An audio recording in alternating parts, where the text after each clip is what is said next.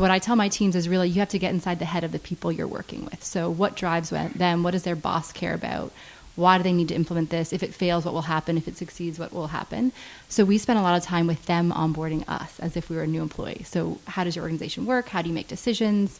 What are the top priorities right now? What keeps the CEO up at night? So we do that phase, which I hadn't done 7 years ago. I didn't think to do that. And now that's a big part of what I do is just listen to them at the beginning and understand their systems and their drivers and their KPIs. The second one is ongoing capacity building, what a catchphrase. And that's really building in, we design teams that are the BSR team and the client or member company team. And so that is any decision we make, any report we prepare, workshop we deliver, we try to do it together. And so with the goal being, and that's what breaks my heart the most, I think, about being a consultant, is I'm not there to implement. So I see potentially all the human rights issues that are happening, and I don't know if they're being addressed. And so by doing this ongoing capacity building, hopefully at the end you can't say to me, I don't know what to do now, because I've walked beside you and learned from you, and you've learned from me the whole way.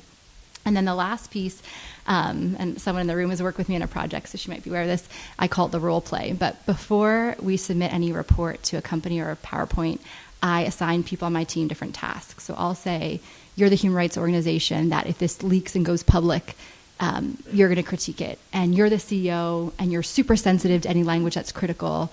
And so look at it with that lens. And then I have everyone have the role they play. And so we try to then look at the report at the end and say, okay, from the different people that might read this, how does it sound? How does it feel? Because the last thing you want is to have someone not implement your work because they're caught up on a phrase or sensitivity or something that we weren't aware of. So I try to put different hats on different people and look at it with that lens.